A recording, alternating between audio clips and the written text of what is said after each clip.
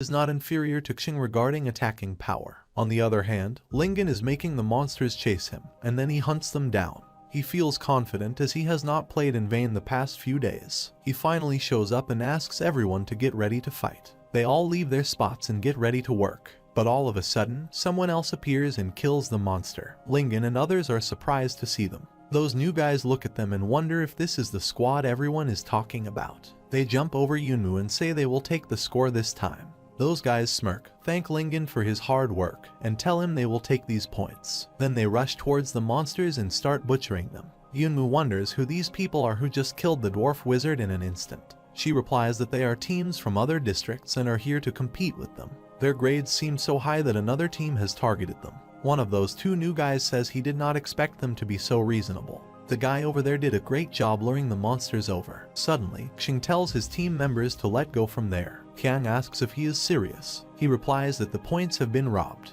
What can they do without leaving? Qiang asks him if he does not want to teach them a lesson. He replies that there is no point in arguing with them. Those two intruders make fun of them because they are ignoring them. They say their score was robbed and just left like that. They call them a group of people who only hide and take the points. Xing hears them talking about him. They say that they know Xing must be very unconvinced in his heart. As a man, if he does not like it, he should return and teach them a lesson. One says he wants to see if Xing can do that. He jumps to reach Xing and hits him, but Xing turns back and kicks him first. That bully starts bleeding through the nose and his mouth. Then he falls to the ground. His partner is shocked to see this humiliation. Xing addresses them both and says they have already taken their points and are still not letting them go. He gives them a terrifying look and tells them not to mess with him. All of a sudden, they all see a flare in the air. None of them knows what that thing is. Xing asks everyone to hurry up and retreat. They all are shocked to see a giant creature that just appeared behind Xing. He turns back to look at that thing. Its face is towards that bully on the ground. That monster is roaring and exhaling air from his mouth. Suddenly, he uses his claw, hurting the guy before him with a single attack. He starts bleeding severely. Yunmu is in a trance and asks her what that thing is. That monster keeps attacking that boy brutally. His partner runs towards that monster to kill him and save his friend. The monster pushes him with his single hand and smashes into the ground. Xing is frozen in his position after seeing two boys killed by that big beast. He yells and asks everyone to run as this monster is a demon dog. Lingen asks what about those two people. Shuang says they cannot save them. They are already hopeless. They all run back to get inside the car. Xing is at the last, and he keeps firing at the demon dog to get rid of him. Suddenly, a small green monster appears on another monster dog, and he is controlling it with a hunter. He tries to capture Yunmu, but he escapes the attack. Xing tells him that it is a dwarf elder. They should not stop and keep running towards the car. While running, he asks the others why so many demon dogs suddenly appeared. Xing replies that they have been trapped by the dwarf elder. The fireworks are the signals that they are in the circle. Shuang says that this dwarf elder is ghostly. He made an ambush in the tribe's evening face in advance, letting us think that he is not in the tribe and that they will take them out when they get into their circle. Suddenly, they see some more monsters coming from the front. All the sides are blocked now. There are so many of them, and those guys have fallen into their trap.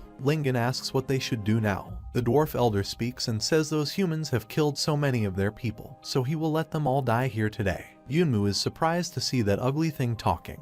He says this is his first time seeing a talking dimensional beast. Xing tells him this is an intelligent dimensional beast, the dwarf witch elder. Yunmu makes fun of it and calls him a creepy looking elder. That monster warns Yunmu not to go too far. He angrily runs towards him to attack him, but Yunmu just looks down on him. He orders his dimension demon dogs to attack them as well. Those dogs are about to tear them apart. Yunmu tells Shuang that she is the only one who can break out. Later, she will rush to the car and return to pick them up. They will hold on until she comes back. She asks him if he is sure he can hold it until she gets back. He says he is unsure, so she better come back soon. He gets to his inventory and brings out his weapon.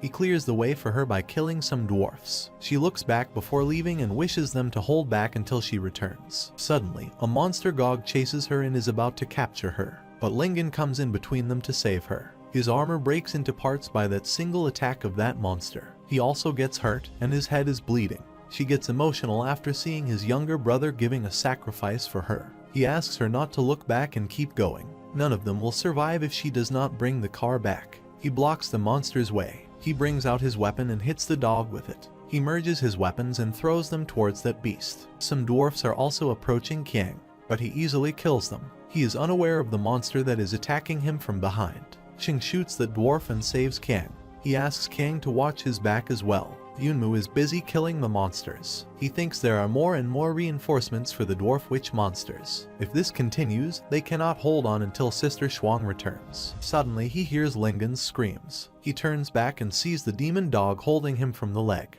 Xing is shooting the dog to free Lingen. That beast throws Lingen away, and he hits the ground. Yunmu thinks that they cannot take it anymore. Something has to be done. The threat now is the demon dogs, and the control of the Semen dogs is the dwarf witch elder, so he rushes toward it to capture it first. The dwarf elder understands his motives. He runs away to escape the attack. He calls his dogs to come and save him, but the dog starts responding suddenly. They all gather around the dwarf elder to protect him. Yunmu is in a fix. He just needed to do a bit more to kill the dwarf witch. Now, he is alone and has 3 demon dogs against him. He can only play all the strings and fight for it. Suddenly, his powers increase immeasurably. Xing wonders how one person could hold back 3 demon dogs. Qian asks Xing if he can see Yunmu. The state he is in now is like he has entered into the war dog state. Xing grinds his teeth and wonders what kind of secrets Yunmu has. Even the dwarf elder is wondering what is happening here. One person can't fight against 3 demon dogs. At the same time, the dwarf elder starts hearing the noises of killing the monsters at his back. It's Sister Shuang. She has returned and killed the monsters with the gun. The team looks happy as their big bear car is here. Shuang asks the boys to get in the car, but Yunmu's condition seems out of control. At the Fluxer Guild, the president has been informed that a newcomer has entered the war god state, but they cannot see it clearly as all the images have been blocked, and the messages have also been blocked. The workers are instructed to inform the Holy One about this event immediately. Yunmu wakes up. He yawns and says he can be considered to have escaped, and he feels so tired after such a toss. Qiang asks him if he has come back to his senses. He says Yunmu does not even know what he was like just now. That was very fierce. He replies he does not know what happened, but he suddenly felt a surge of power that filled his body. Xing says that the desire to fight could not be suppressed at all. He says that although everyone's lives were on the line this time, the harvest was also quite good, with 2 black crystals and 30 common crystals. This time their lives can be said to be saved by Yunmu, so he thinks it is better to give all the items they got this time to Yunmu. He is surprised to hear that. Lingen tells him to take it. He says they would be dead now if not for him. Qiang adds to it and says Yunmu deserves it. He gets up from the rock and says he does not want it. He says everyone worked very hard in this operation to divide the spoils according to the rules. He did not give much. He did the same as everyone else. It is just a matter of doing everything possible to save his friends. Xing says that if he says so, let's divide it according to the rules. Shuang says that after a deadly escape, everyone must be tired, so they should first find a place to set up camp to rest. Yunmu takes a shower and feels relaxed. Suddenly, the screen appears and the system congratulates him. He is informed that due to the excellent performance of the host, the system will distribute rewards to the host. He is asked to check the dimension box he has just been given.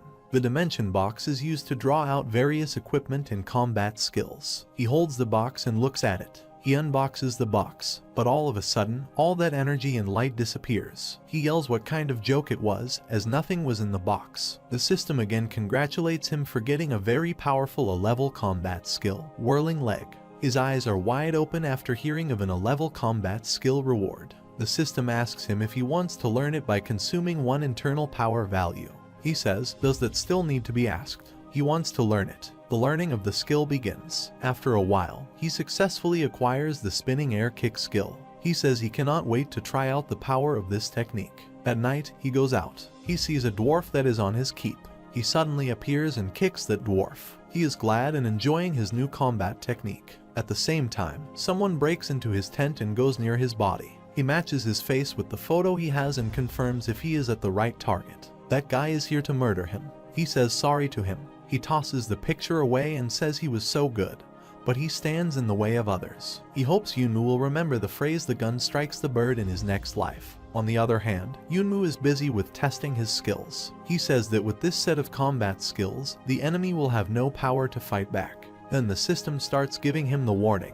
He is informed that the host body is under threat and he should return to the main body as soon as possible. He is shocked and asks the system to return him to his body. That murderer is about to punch Yunmu, but before he does, he opens his eyes and jumps out of bed to escape the attack. The assassin looks at him and says he is quite alert. He appreciated him as he dodged his attack. Yunmu asks him who he is. That guy replies that it does not matter who he is. What matters is that he will die tonight, after saying that he has prepared his attack. Yunmu goes into his inventory and tries to take out his weapon. Before he holds onto it, that guy attacks him. Yunmu stabilizes himself after escaping his attack. He grinds his teeth and thinks that he is so fast that Yunmu does not even have a chance to grab his weapon.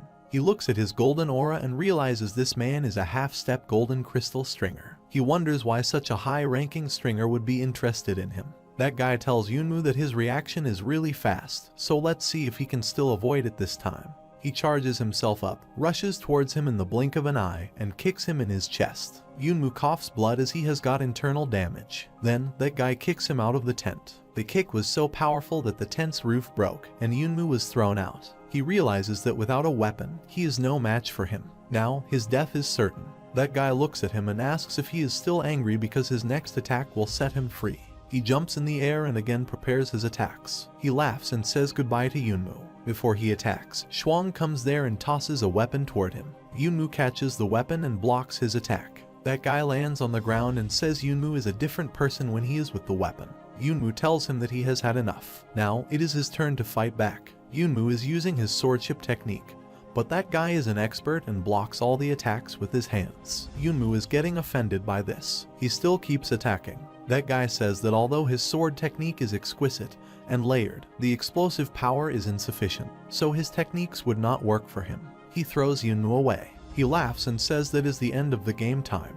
He appreciates that Yunmu is a good talent. It would be a shame to kill him, but business is business, and there is no room for personal feelings. He awakens his dragon fire and attacks Yunmu with it. Yunmu does not leave his place and then starts smiling. That assassin wonders why he is laughing at this moment. At the same time, the system informs him that the accumulated level of Mad Blade has reached the 4th level, and the technique has been upgraded. He says that it looks like it's catching up. The murderer asks if the kid wants to take his 8 Extremes Inferno Dragon Claw hard. Yunmu enters the mouth of the dragon and kills it. As the smoke clears, the guy notices that his hand has been cut. Yunmu tells him that he only cut his hand this time, but the next move will kill him. That guy screams with the pain, and his arm is splashing blood. He calls names to Yunmu. He points his sword towards him and asks if he wants to continue. He warns him that he can lose too much blood and die if he does not take care of it quickly. That guy runs from there and says that he will remember this. As that guy disappears, Yunmu falls to the ground. Shuang looks at him and quickly gives him support to stand up. He says he is fine, but then he starts coughing blood. He says thanks to her. He says that, luckily, that assassin did not see that he was just bluffing, but if it had continued, he would have died. Xing and Lingen came there as well. Xing says that Lingen and Qiang patrolled tonight, but the mysterious man just knocked them and did not kill them. The opponent's goal seems to be not their entire team but only Yunmu. Shuang says that it seems that they have hurt the interests of some of the higher-ups and sent out assassins to get rid of our main man. Lingen says if that is the case, shouldn't his sister be the target as her strength is stronger than Yunmu's? She replies that their family can also be regarded as famous people. Even the upper class does not dare to attack her easily. Besides, her master is a saint. No matter who he is, he must consider the face of the old man. Yunmu feels bad and thinks that, after all, it is just that he has no background and is easy to bully. He decides that he will take revenge for this. Xing says they should not do anything for few days and rest in this place until Yunmu's injuries heal. Yunmu replies that he is fine. They have a hard time getting to the top of the rankings, so taking a break at this point will cost them. Xing pats him and asks what he is talking about. He says that Yunmu's life is more important than the results of the competition. He tells everyone to go back to rest. The next time, he will watch the night. Yunmu stands up and thinks it is not over. He will not let him walk away. He picks up that guy's blood and orders the system to scan for blood information. The system asks him to wait and starts scanning. After a while, the system tells him that the source of the blood has been identified, and the person's information has been entered into the information. Suddenly, Xing asks him if he just said the word system. Yunmu realizes that he has done something in ignorance. The next morning inside his tent, Yunmu tests his new abilities. He is happy that this time it will penetrate all the string points. It was thanks to Shadow, who kept swiping monsters and bringing back crystals for him in the past 2 days. He tells the Shadow that if he wants to go further, he has to condense the armor. However, he has to be a little more careful when using the shadow system in the future. He was almost discovered last time. After a while, when he rests on the couch, the system tells him that the host has accumulated 10,000 experience points. The system asks if the host consumes 10,000 experience points to condense the second shadow. This was surprising for Yunmu. He wonders if he has a second shadow, he would be able to double his experience. He decides to do this. The system starts condensing the second shadow from his body. After a few moments, a new dark shadow appears in front of Yunmu. He says it is necessary to give these shadows a distinguished name so they can know which one he is calling in the future. He writes their names on their armor with a black marker. He says that from now on, he will call them by number 1 and number 2. Suddenly, he hears a knock on the door and asks shadow number 2 to return. He opens the door and finds Shuang there. She tells him they have just received notification from above that many of the subcontinents have been attacked by assassins, including Jin's team. Yunmu instantly asks if Nuoji is okay. She says he does not need to worry as only Jin's injuries are serious, and the others are only slightly injured. The Stringers Guild also conducted a full-scale investigation into the incident. She tells him that the Stringers Guild is taking this matter very seriously. The people behind the crime and the cities they belong to will receive serious punishment. Yunmu asks her why she stayed at the camp today and if she did not go to training with the others. She hesitates and says that it is because, through these days of observation, she feels he is a very good man. Her cheeks blush, and she says she stayed here today because she has nothing to tell him alone. Seeing and listening to this, Yunmu starts blushing too. She tells him that she has carefully considered these words before deciding to say them for a long time, so he must say yes to her request. She tells him she wants to learn about his swordsmanship, so they should fight against each other. Yunmu was disappointed as he was having some other thoughts. She takes out his sword and asks him if he is ready as she will start. He hesitates but says he is ready. He thinks that this woman is a martial arts lunatic. She starts attacking him. He thinks that, as expected of her, each knife is fast, accurate, and almost impossible to find a flaw. But he will not admit defeat as well. He shows her his move, and she is worried to see it. She says that his force is so strong. He starts using the Mad Blade. She wonders why he is using this technique so soon. She gets knocked out by that move. She cannot catch a breath because of him.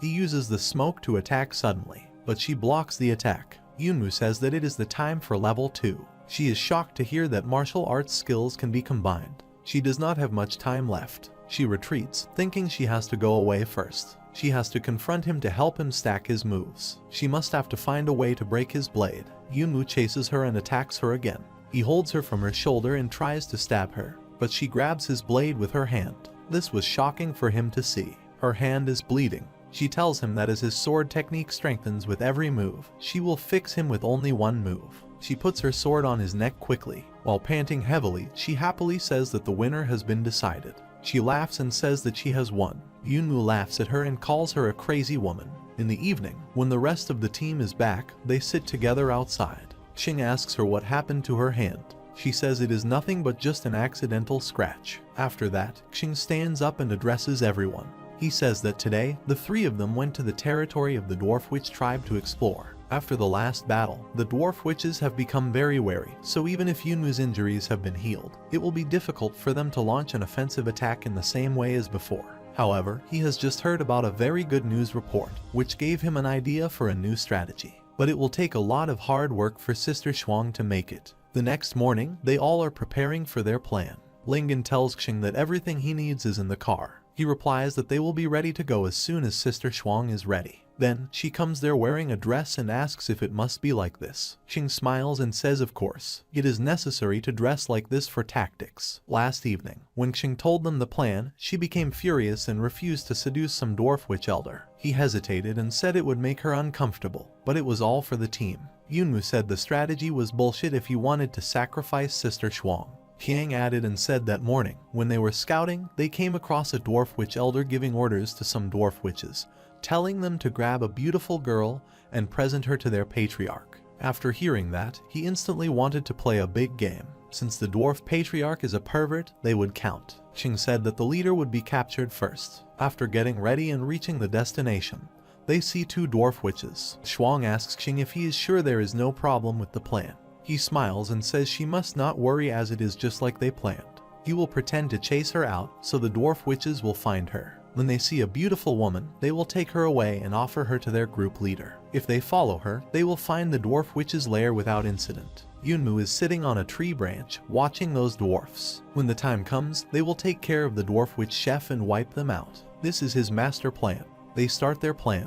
Xing screams and asks the girl to stop. The dwarf witches hear his voice. They see a beautiful girl running in the woods to escape a guy chasing her. She is crying for help. Xing has forgotten the lines that he made up to act. Suddenly, he stumbles and then falls to the ground. He gets up and says he cannot believe he fell now. The dwarf witch is watching this happening and seems confused. Xing, being natural, looks back and says it hurts him. The dwarf witch looks at him, blushing cheeks and teary eyes. They lift him and take him away. Shuang cannot believe that her charm was lost to man. Yunmu, Qiang, and Lineg join Shuang. Qiang asks what they can do now. Not only did the plan fail, but Xing was captured as well. Yunmu tells them not to panic. Things are not as bad as they think. He asks her to connect to Xing's network and follow his position. She obtains his position. Yunmu says that the change from the original plan is just a bit of change from Sister Shuang to Xing. They do not have to panic. They will continue to act according to the original plan and cooperate with Xing to do away with the Dwarf Witch King. He asks them to start moving. Xing is chained inside a cave. He is dressed like a woman. The servants tell their king that the beautiful woman he wanted is inside already. Xing hears their conversation. The king orders them to disperse and not to disturb him later, no matter what happens. Then, the dwarf witch elder enters the room holding wine and flowers in his hands. He asks her if she is anxious. On the other hand, Yunmu is killing the guards. He tells the others to come out as he has taken care of the guards at the cave entrance. Shuang tells him that the coordinates show that Xing is in this cave. It seems that this must be the lair of the dwarf witch, but they have to hurry. The coordinates of Xing have not moved for some time. She thinks he has been sent to the Dwarf Witch King. Yunmu tells Lingen and Qiang to follow up closely. It is not a joke about falling behind here. They both say they will. Finally, they enter the lair. Xing kicks the older dwarf and asks him to stay away from him. He calls him disgusting. The dwarf grabs her face and says she is pretty tough. He asks her to let the king love her well. Then he says that she is so energetic they should play a game. The team is running inside the cave to find the king's room. As they reach a corner, Yunmu sees that there are some dwarf witches there, guarding the room. He tells the others that this road will not work. It is not a good idea to clash with the dwarf witches in their old cave. He asks Shuang to find another route. She says this is the last route to the dwarf witch king's bedroom. The other two ask what they should do then. They cannot fight them here. Yunmu looks towards the roof and finds some ventilators there. He has got an idea. The king opens her cuffs and sets her free. He asks her to play a game. The game is called You Run, I Chase. He says that if he chases her, he can take her. After all, it is the resistance that makes him more excited. Xing replies that it is a really funny game. The game begins, and the king dwarf runs toward her. He asks her to run. Xing jumps in the air and says he is not running. He grabs the king from his hair and then kicks his face. He is offended by this attack. Xing again rushes toward him to attack. He grabs his arm in the chains and says the game is over. The king replies it is not. He frees himself and pushes Xing away. He stabilizes himself. The dwarf attacks him with a weapon, but Xing blocks it using the chains. He grabs Xing's hands and says he has got her now. He calls him ugly and asks him to get lost. At the same time, the vent of the king's bedroom opens, and Yunmu jumps out of it. He kicks the dwarf elder to push him away and asks him to stay away from him. He asks Xing if he is on time. Xing laughs and says he is. If he were a little late, he is afraid he would have lost his virginity. The king dwarf gets up and laughs hysterically. He says that those humans found such a beautiful woman to deceive him. They have made him angry. Xing lifts his skirt and shows his chest. He apologizes for cheating on him and tells him he is a man. The dwarf says they can laugh only now. Then he starts casting a spell. Shuang asks what that guy is doing. Yunmu notices that the string pressure is so scary. The king's spell destroys the cave. After the smoke clears, Yunmu gets up coughing and sees a being standing on a cliff. It is the dwarf king who has transformed into a more powerful being. He asks Yunmu if he is ready to die. Seeing the immense power radiating from the dwarf elder's body, Yunmu gets so scared that he can't move. Suddenly, Shuang comes there and moves him from there to save him from the attack. He asks him to get himself together. There is no time for him to be in a daze. She draws out her sword and calls that ugly one. She swings her sword at him, but he defends himself. Yunmu's legs are trembling due to fear. He tries to calm himself. He asks Lingen and Qiang if they are all right. But when he looks at them, he finds them fainted. Suddenly, Sister Shuang gets smashed into the rocks by that dwarf. The dwarf looks at her and says she is a pretty woman. It is a pity that she will get killed by him here. Yunmu's legs are not moving. He is hitting them with his hands to make them move. The Dwarf King lifts his sword to make a final attack on Shuang. Yunmu tries harder and comes in between them in the final moment. He kicks him away. He looks at her and asks if she can still stand up. She asks if he should be asking this question right now and if he is not afraid of shaky legs. He smiles and says there is no time for him to be afraid. If he waits any longer, he will be dead. But this time, he gave himself a speed boost. He shows his leg, stabbed with a knife. She tells him that he is wasting his blood. He says it is okay and asks her to prepare to run away. Qing brings the car there. He asks everyone to get in. They were careless in this operation and have got a lot of damage. She says they have to find Lingen and King first. But before they can do anything, the Dwarf King wakes up. He says he will take Yunmu's life for kicking him twice. He asks how they could even think of leaving. He is floating in the air now. He says he is afraid they do not think too much of him. Now, he is casting another spell. Yunmu recognizes it. He asks her to get in the car quickly. Suddenly, the Dwarf King throws the lightning on Yunmu. Qing catches Shuang and pulls her away as there is no time. They must get in the car right now. She says she will not, as her brother and others are still there. Suddenly, Lingen and King are thrown out of that area. Yunmu yells at them from inside to take them and go away. They all get in the car and Qing starts it. She asks him to wait for Yunmu. He says they will not have a chance if they do not leave now. He says they will not be able to win over the king-level dimensional beast unless a miracle happens. She asks what about Yunmu. He tells her not to worry about him. If there is a miracle in this world, then that person is the only one who can do it. Suddenly, they hear Yunmu's voice asking them to wait. She looks back from the glass. Yunmu comes there running and asks them to wait for him. Qing is disappointed as his former statement has been proven wrong. Yunmu is requesting him to slow down as he cannot run anymore. Qing stops the car and gets in. Qing asks him why he got out of there so soon. He says he was all ready to start cherishing the memory of the hero. Yunmu gives him a shocking look. Shuang asks him how he got out of there and if he took out the Dwarf Witch King. He says of course not. How could he do that alone? He just found out that the king had a range of strength. He found a way to escape out of the range and left from there. Qing says that he is so smart. They have made such a big deal this time. It is pretty good to be able to get out of there. Yunmu goes a little back when he is inside that thunder. He was coughing blood after getting hit by the lightning. The king wondered how he could still be alive after thunder hit him. He grabbed his hair and said he could not believe he stayed alone for his teammates. He said his friendship was touching. Then he kicked him away, and he got smashed in the rocks. The king asked how dare he thought he could fight him with such strength. Yunmu said that they had been gone so long. They must have not known what was going on there. He pointed his finger at him and asked if he could not see it. He said he would show something good today. He must have thanked him very much. He asked numbers 1 and 2 to go on. The shadows of him appeared there. The king wondered what those things were. Yunmu smiled and asked if he thought he had let his companions escape and stayed behind because he wanted to save them. He cleaned his blood and said he just did not want to show them to see how he killed him. After all, not everything could be shared with other people. Then, he ordered numbers 1 and 2 to kill him for their master. Number 2 initiated and threw a punch at him. He flew away. The dwarf elder asked if these were creatures from another dimension. Yunmu called him and said he had forgotten something. He still had another one behind him. Number 1 grabbed him and threw him to the ground. Yunmu stood up, removed the dirt from himself, and said they were almost there. Now, he could go back to the team. The Dwarf King got up again and asked him where he thought he was going. He replied that he was running from there. The king asked him if he would leave him here like that and would not kill him. He asked him to come and fight with him. Suddenly, number 1 hit him again. Yunmu said that he could not beat him, so why should he have fought him in the first place? He did not say he was going to fight with the king. It was just his wishful thinking. Besides, that was a battlefield, and winning was the only iron rule. He turned his back and walked away. The Dwarf King said he could not say the enemy was despicable then. Yunmu looked at him and said the king was a fool if he thought so. He laughed and said he was leaving. He said numbers 1 and 2 that he was leaving him to them. Shuang starts coughing. Yunmu comes back to present. He asks her if she is okay. She replies that she is fine. It is just the cough. He apologizes and says she is in this situation because of him. She says she cannot blame him. It is the first time he has seen a king-class dimensional beast, and it is not his fault for being scared. She says that the average people would have been unable to stand it and simply given up resisting.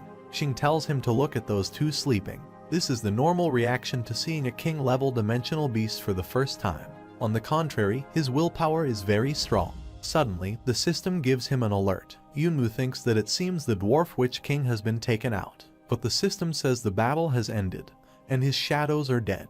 Yunmu is worried as he did not expect the shadow to be killed so soon. Since the host's shadow has died, the system asks if he wants to resurrect it directly or intelligently. He wonders what this intelligent revival is. He is informed that intelligent resurrection upgrades the shadow spirit with simple emotions and intelligence for better combat skills and rhythm. The upgrade condition is 2,000 points. He chooses the intelligent resurrection option. Xing looks through the mirror and wonders why all the dimensional beasts around them are going berserk. Suddenly, they get a warning from the guild. They have been told that they have just discovered the presence of a king-class dimensional beast in the trial field. For the safety of everyone, the Stringers Guild has decided to end the tournament, and all teams should evacuate. Xing is surprised to hear the news about stopping the game.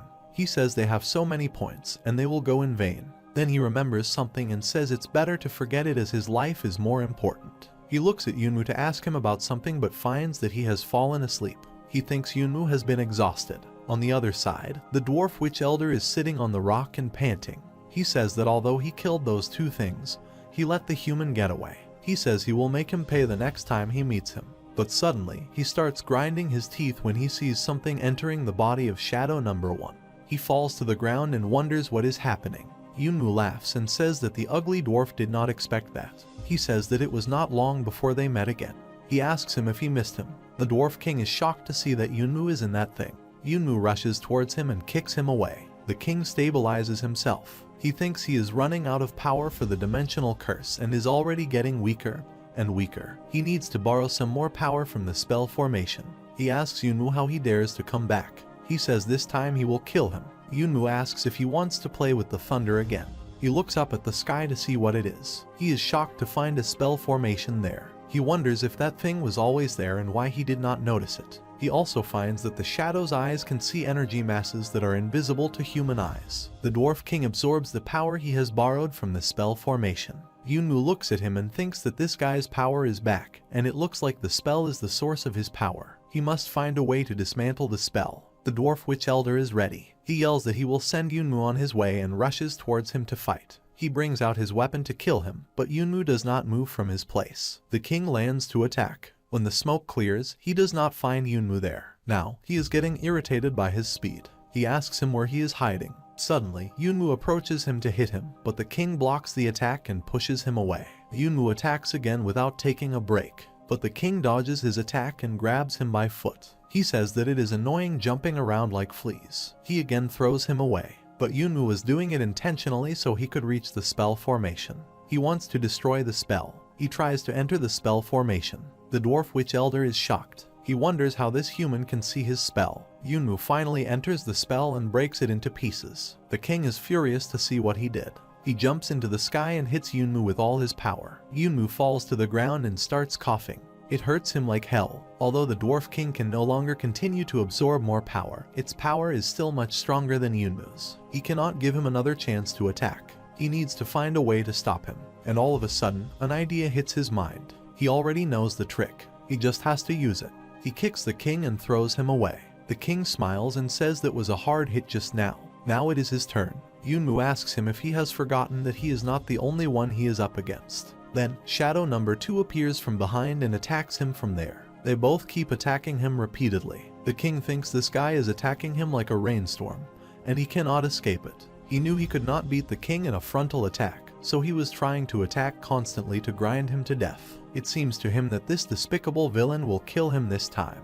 He is not happy about it. Suddenly, he grabs him and locks him up with himself. The king yells that it is all about death anyway. Then Yunmu will die with him. He starts swelling up his body. Yunmu realizes that this guy wants to explode himself. Yunmu reaches his inventory and takes out his war god suit. The dwarf witch elder blasts himself, hoping he will kill them both. The Heavenly Cloud Castle elite team reaches there. They see the massive destruction and wonder what happened here and if someone cared for the dwarf witch king. It seems they are too late. As the smoke starts clearing, they find a figure there. They are surprised to see the armor on him as it is from the temple of the god of war. Yunmu wakes up like he has got a high voltage shock. Shin asks him if he had a nightmare. He catches his senses and says yes. He thinks he is lucky as he could disconnect from the shadow in time. Otherwise, he could die. The system congratulates him as he has killed the strongest dimensional beast witch king in the current area. He is glad as it seems that with the double protection of the armed force and the golden bell, the number 1 shadow did not die. The system bestows him with many rewards. He starts cheering himself in excitement. Xing shouts at him as he just scares him. Yunmu asks him to look on his left. The dimensional beasts have trapped someone. It is a girl who is fighting the monsters alone. Xing says she is Li Zai from their academy. She is alone there. It means she got separated from her teams. Yunmu says they should go and save her. He jumps out of the car roof, saying they all are from the same academy, so they should help each other. Xing wonders why Yunmu has become so excited after waking up. Shuang says he might have a crush on her. Zai is trying to push the monster away. She is worried as the dimensional beasts have suddenly gone berserk. The monster hits him with its tentacle and throws her away. Her weapons have fallen from her hands as well. She thinks it is over for her, but Yunmu comes there in between them. Yunmu holds that monster with a single hand and asks her if she is hurt. Yunmu beats all the monsters. He is excited after getting rid of the last one. Zai tries to remember his name. She finds him awesome. Xing taunts him and asks if he is having a good time. He reminds him that they have to get back in time. Zai starts screaming after looking at Xing and calls him a female pervert. He says he is not a pervert. Yunmu asks her if she wants to take their car and go back together. She accepts the offer and thanks him. After traveling, they reach the Yoshioka compound. Lingen is still unconscious. The paramedical staff takes him away for the treatment. Yunmu asks them to be gentle and tells them about his wounds. Two students at his back look at him. One of them asks him if he is that student. The second one does not know what he is asking about. The first one asks if he still does not know. He tells him that he and his team performed very well. They directly raised the rank of Jiefeng City by more than 30 places. In the future, the status of Jiefeng City and the resources allocated to it will have a rather high promotion. The Jiefeng City hanging on the Wanian crane's tail has finally lifted its head because of them. While Yunmu was busy with paramedical staff, a senior of his came and slapped him from behind. Yunmu looks back and yells at him as he scares him. He asks him not to be scared. Yunmu tells him if he touches him like this again, he will smoke him. That guy behaves strangely and says Yunmu's body is so dirty and his clothes are torn. He must be hurt as well. He asks him to come to the senior so he will help him. Yunmu says he is fine and tells him to go away and not touch him again. After that guy leaves, he looks left and right to assure and wonders what is wrong with him. He looks like a pervert. He wonders why he has not seen Nuoji yet and whether she is back. Suddenly, Zai calls him from behind by the name Little Mu. He looks back and sees her. She asks why he gave such a cold reaction. He asks why he called him by that name. She comes in front of him and says what the cross-dresser called him. She asks why others can call her by this name, and she cannot. He tells her to forget that and suit herself. She smiles and is about to tell him something, but he does not pay attention and starts asking someone if they have seen Nuoji. That guy replies that she should be back. He saw their tank parked over there. Zai asks him if he is worried about Nuoji and if they are dating.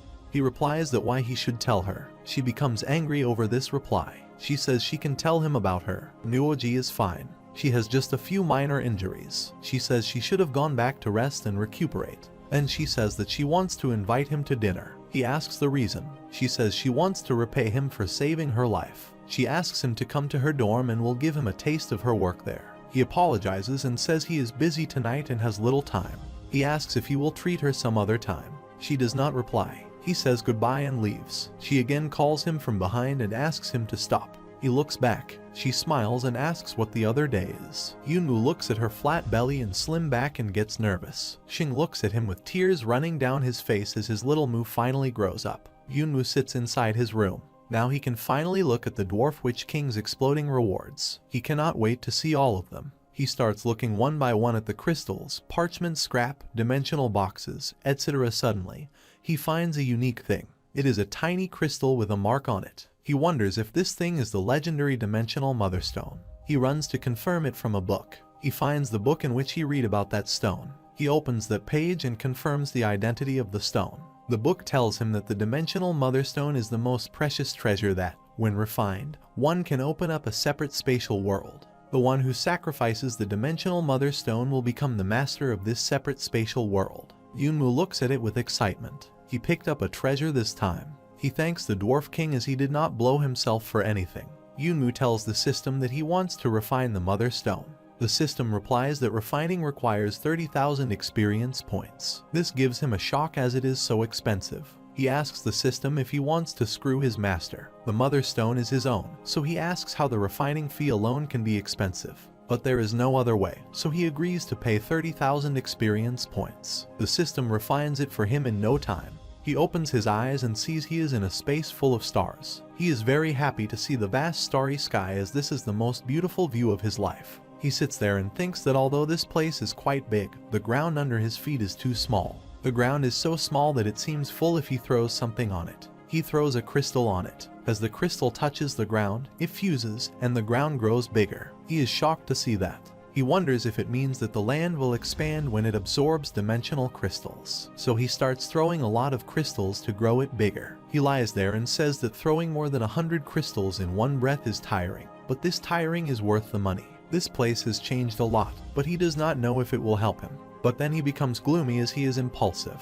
He did not even know what this place was for and threw so many crystals in one breath. The system informs him that this is his world, the star world. It says that a new power has been born in the host. Because the host's current star level is too low, the boundary force can only absorb damage from outside attacks. He asks if it is for defense. He wonders if he already has a golden bell shield, a war suit, and a boundary force. He says he is out of this. It is a meat suit. The system tells him that his star world is so small that the damage that can be absorbed is almost negligible. He starts acting childish and asks if it is still small. He tells the system to take a look around. It must be about 70 to 80 square feet. He says that he has found that the system has been dark lately. He spent 30,000 points and more than 100 crystals and ended up with something he did not know how to use. But this world, theoretically speaking, with enough crystals, would be invincible. He opens the screen and wonders if he should throw one more crystal. But then he grabs his head and says that it was close. He almost fell for the system's scheme. He says it is just a bottomless pit.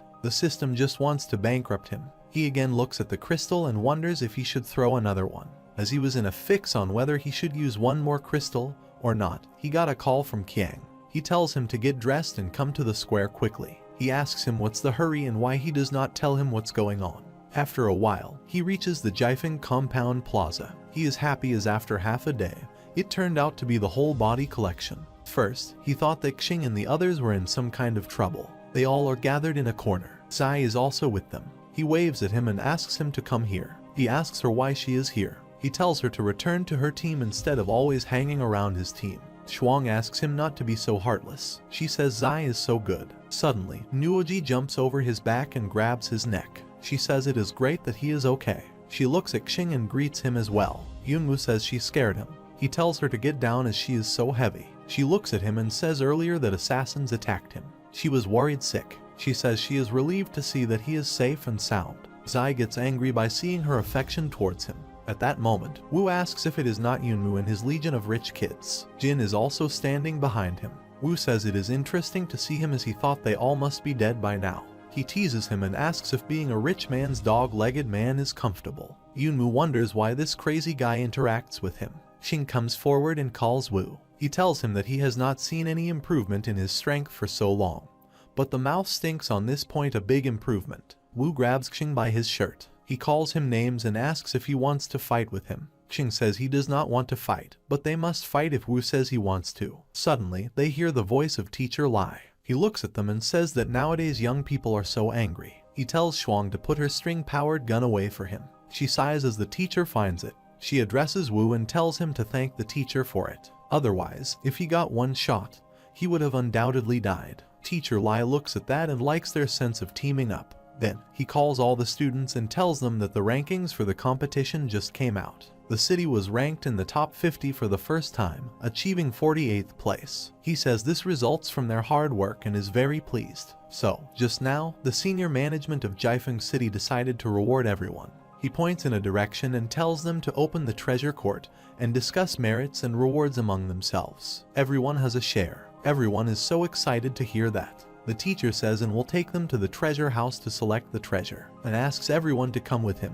They all reach the treasure court. Yunmu looks at the building and says it is quite big. Xing laughs and says it is okay. It looks like the same place where his servants live, and announces that this time, they will determine the order of entering the treasure court according to the ranking of contributions. So they will start by announcing the score ranking of each of their teams. The score is shown on the screen, and the team, Big Bear, gets the first place. Students cannot believe this as it is shocking for everyone that they are higher than Jin and his team. Wu looks at the score and says that it is impossible. Xing is excited.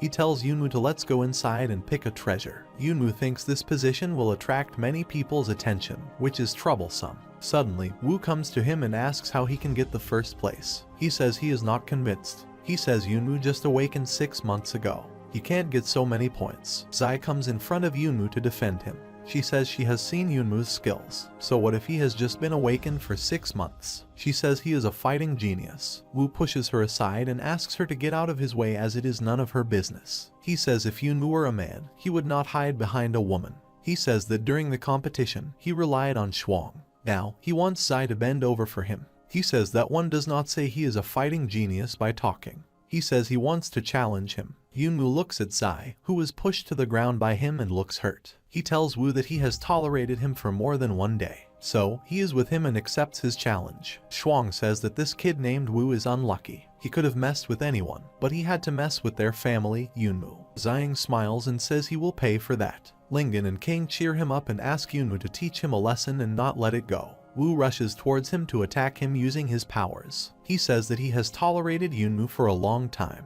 Now he will fix him. Yunmu dodges his attacks effortlessly. Then he grabs his fist and blocks his punch power. Wu tries to make him lose his temper and asks him to hit him instead of hiding around like a flea. Yunmu says that if he wants to, he will also not be polite. He lands a single punch on his face and throws Wu away. People are stunned to see what just happened. Wu was knocked out in a flash. Lingen, Ken, and Sai are celebrating and cheering Yunmu more. Wu gets up again and says he did not admit defeat yet. He again ignites his power to attack Yunmu, but Yunmu hits his face again, flies away, and hits the ground. Students whisper that they did not expect Yunmu to be so strong. He is crushing it. They thought Wu was very strong. They think that it is a loss that he is in the main team, and says that the winner of the fight of the naive children has been determined. They can go to the treasure house and pick out their rewards. Yunmu says yes, as Wu has wasted too much time on such nonsense. Yunmu tells Xing to let's go to the treasure house, but he is unaware that Wu is standing behind him, holding a knife to kill him, and sees this and warns Yunmu to watch out. Wu moves forward to stab him. His anger blinds him, and he says he will never lose to Yunmu. He dodges his attempt. Then, Yunmu grabs his arm and breaks it from the joint. Wu screams due to the pain. Students are terrified to see Yunmu abolishing Wu's hand. They think it is ruthless and do not want to mess with Yunmu in the future. Wu is crying while lying on the floor. He says he will kill Yunmu and his ancestors. He tells An that Yunmu has deliberately abolished his right hand. He will report to the guild and convict him. An replies that Wu is going to kill him. It is not bad that he just broke his hand. As for Wu's attempted murder, he will report it to the Stringers Guild. Wu is now worried to hear that. Yunmu asks An if he can go in and choose his treasure. He tells him to go on as he has wasted enough time already. Team Big Bear is excited to go in first. Zai says that although Wu is annoying, directly abolishing his hand isn't too much. Yunmu replies that Wu will come back for him. He says he will return for more if they do not teach him a lesson. He had to do that since he had shown a murderous intention today. He tells Zai to remember one thing always: never leave any chance for the enemy to counterattack. They all walk toward the treasure house. Yunmu says this should be a class of treasure house, so he will open it now. As they enter the room, they see a lot of collections of unique things there. Lingen starts checking the things and says it is according to his expectations. This is a class of treasure house. All of them are good things that cannot be bought with money. Shuang calls Yunmu to come to her as she has something good. He goes near her and asks what she has found. She says this stuff is much more interesting than those knives and swords. Yunmu thinks it is a passing ball. She throws it towards him and asks him to look at it. He hardly catches it. He looks it closely and asks if this is an Aurora Slayer. She tells him that this is a sword technique that instantly increases explosive power. It matches his fighting style very well, and it matches Yunmu perfectly. He wonders if this technique is simply created for him. At that instant, the system informs him that a valuable item is scanned near the host. The host should not miss this opportunity. He looks around and finds an ancient bow hanging on the wall. He places that bow there and says he wants to look around. She tells him that there is nothing better for him than this, but Yunmu takes off that bow. She looks at that and says it is a very old bow covered with dust. Yunmu finds some engravings on that bow. He says he has decided that he wants this bow. She is shocked and asks if he will give up an Aurora Slayer for an old battle bow like that. He replies that he felt it was destined for him when he saw it. She yells at him and asks if he is sure he does not want to think about it again. She calls it a shame. Yunmu ignores her and leaves the room. She is disappointed and angry. She says that Yunmu never listens to advice. Lingen reminds her that she has not finished choosing yet. She tells him she picked Aurora Slayer, but he can keep it to himself. He can do whatever he wants to do with it. Lingen wonders if this ball is useless for him. After they leave, they find Yunmu and ask if he is okay. He took the reward and ran away first. He apologizes and says all he can think about is returning to work on the battle bow he just got and forgetting about everyone. But he is surprised when Lingen gives him Aurora Slayer and asks him to take it. He says that his sister did not want it, so she gave it to him. But this thing does not fit him, so he will give it to Yunmu. He thinks his sister chose it just for Yunmu. It is just that she herself is embarrassed to say so. He replies that this is very expensive, and Shuang will not have any treasure in this case. Qiang says that Yunmu should take it. The Hu family is not small. They will retaliate against him, so he should arm himself. He thinks that Sister Shuang feels the same way. Sheng adds that Yunmu can take this. He should not forget that they are partners. Lingen says he and his sister will also help him in any situation. Yunmu accepts it and thanks everyone for their support. He thinks he has not felt this kind of warmth from friends for so long. He goes back to his room and lies on his bed. He had a busy day, so it was time to breathe. He asks the system to learn about the Aurora Slayer. It notifies him that learning Aurora Slayer will take 4,000 experience points quickly. He says it is not the first time his black shop has scammed him. He gives the permission. The system examines it and informs him that Aurora Slayer has been learned. Yunmu feels dizzy and says he cannot get used to the feeling of being force-fed power, no matter how many times he has to do it. Yunmu brings out that bow and asks if this is the valuable item the system told him about. He says he always feels like it is greeting him in the dark. The system replies yes. He congratulates him on receiving a rune battle bow from the 7th dimension. Yunmu is shocked to hear about the 7th dimension. He starts seeing Raven in front of him. The system tells him that this bow is sealed with the spirit of a Raven King and his soldiers. He wonders if that feeling of attraction is because the spirit of the Raven in this bow is calling him. But if there is a powerful soul, it is useless if it is sealed. The system says that he can upgrade the system, after which the seal can be broken. He asks the system what it is waiting for. He orders him to upgrade the system, and it does in a second. He was surprised as he thought upgrading the system would take another 6 months. He commands it to unseal the Raven. Suddenly, he has been transferred to another dimension. He finds himself in front of a cage. The man inside the cage is chained. He asks Yunmu how he got in here. He asks him if he is the king of ravens. He tells him he is here to unseal him, but he needs his power, and in exchange, the king will lend him his power. The king asks if he thinks he can unseal him. He laughs and calls him a big talker. Yunmu orders the system to unseal the king. The system informs him that he needs to use much internal power to unseal the seal, but his current power is far from enough. He tells the system to use all its internal power to unseal how much it can. The system starts absorbing his internal power, but it hardly cracks the surface of the chain. Besides, all his power has been consumed. The king says it breaks open so little after talking a lot. He says he is surely a bragging kid. Yunmu makes a long face and asks if it is so bad. The king asks him if he thinks an ordinary seal can seal him. He has 3 layers of top-level seals on his body. He has broken the first seal's surface, not even close. But it is okay, he still will lend him some power. Yunmu is wondering to see some golden rays around him. These are 3 raven. The king says that these 3 ravens will be at his disposal from now on. If he can unseal the king, he will lend him more power. He closes the deal. Yunmu tells him not to worry about it and says he will help. After all, he is also helping himself. The king says he is tired now and tells him to escape it. Suddenly, he starts disappearing from there, opening his eyes on his bed.